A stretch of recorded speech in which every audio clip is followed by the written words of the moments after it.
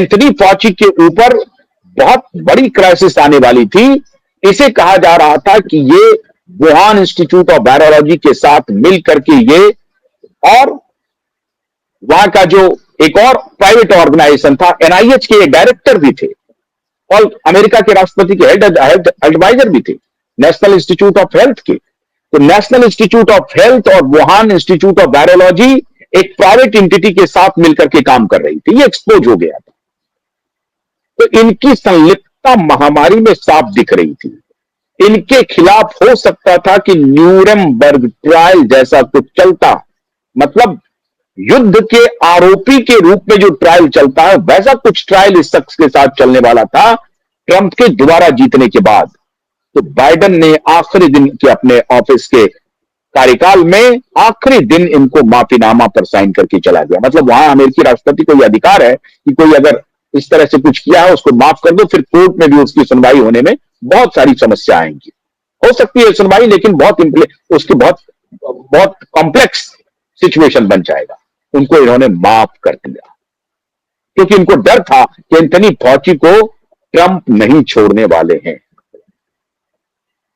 अक्टूबर नवंबर में Covid America में छा गया और ट्रंप स्थिति को संभाल नहीं पाए। जब तक ट्रंप को पता चला कि इसमें डेमोक्रेट के माफिया मिल करके इस पूरे लेफ्ट लिबरल गैंग के तरफ से ये कोविड का पूरा वातावरण तैयार किया गया है और उसके निशाने पर इंग्लैंड का कंजर्वेटिव सरकार भी था, भारत का तथाकथित इनके नजर में राइट विंग गवर्नमेंट मोदी की सरकार भी थी। सब निशाने पर थे कि हाहाकार मचेगा, मौत का तांडव होगा और फिर वहां दुनिया के उस देश के लोग अपनी ही सरकार के खिलाफ सड़क पर आएंगे, बलबा मचेगा, सब कुछ खत्म हो जाएगा, तहस नहस हो जाएगा। ये पूरी की पूरी प्लानिंग थी।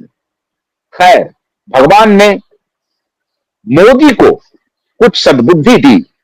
मोदी समझ गए थे कि ये पूरा खेल हुआ है, लेकिन उस स्थिति में आपको याद होगा कि मोदी को अपोजिशन यहां पर कह रहा था जल्दी वैक्सीन दो, याद है ना?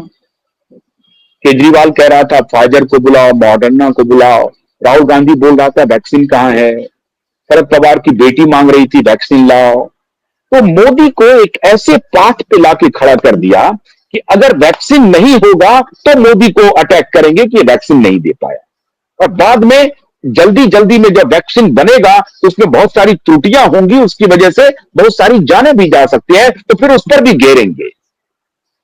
मतलब तलवार के धार पे मोदी को ले लिया, अगर चलेंगे तो पैर कटेगा, नीचे खाई है। इस तरह से पूरी प्लानिंग हुई मित्रों। इंग्लैंड में जो कंजर्वेटिव पार्टी की सरकार थी, आप सोचिए नवंबर 2019 के पहले अमेरिकन इकोनॉमी पूरी तरह से स्टेबलाइज था, सब कुछ ठीक चल रहा था, कोई अनएम्प्लॉयमेंट रेट हाई नहीं था, एम्प्लॉयमेंट रेट गुड था, लोगों का इनकम अच्छा था, दुनिया के देशों से रिश्ते अच्छे हो रहे थे, सब अच्छा था। तब भी जो पॉपुलैरिटी रेटिंग थी वो 50% से ऊपर नहीं जा रहा था ट्रंप का। उसके बाद लगा कि नहीं, हो सकता है कमबैक हो जाए, तो भी नहीं माना। तब आखिर में ये कोविड का पूरा नैरेटिव आया कि ट्रंप को सत्ता से हटाओ, और ट्रंप हट गए, कंट्रोल नहीं कर पाए कोविड को।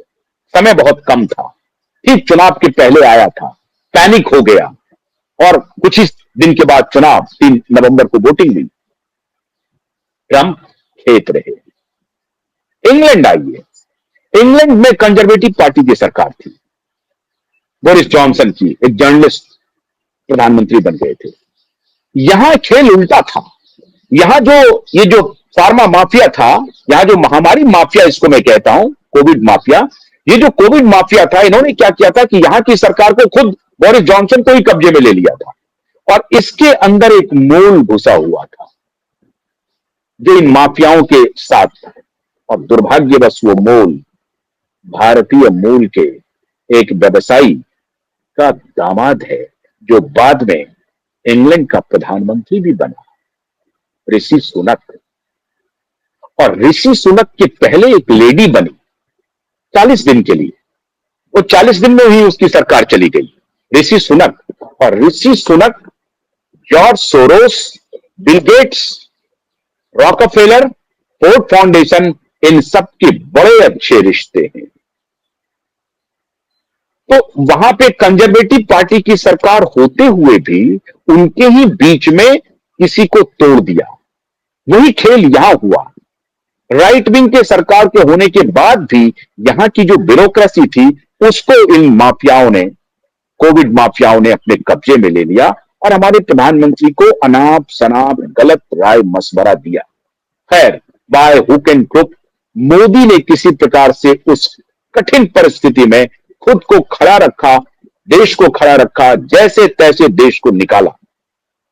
लेकिन अमेरिका में ट्रंप अपनी सत्ता गंवा बैठे।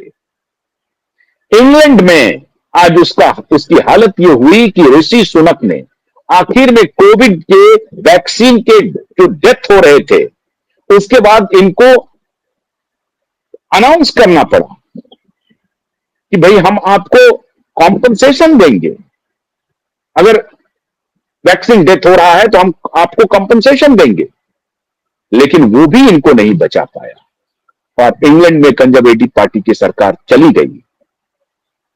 फ्रांस में मैक्रों की हालत खराब हो गई थी, ऑस्ट्रेलिया में खराब हुई।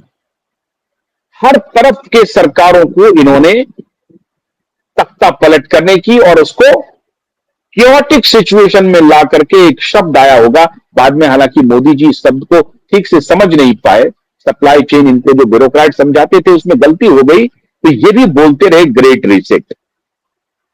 असल में ग्रेट रीसेट जो था ये कोविड माफियाओं का, फार्मा माफियाओं का रीसेट था।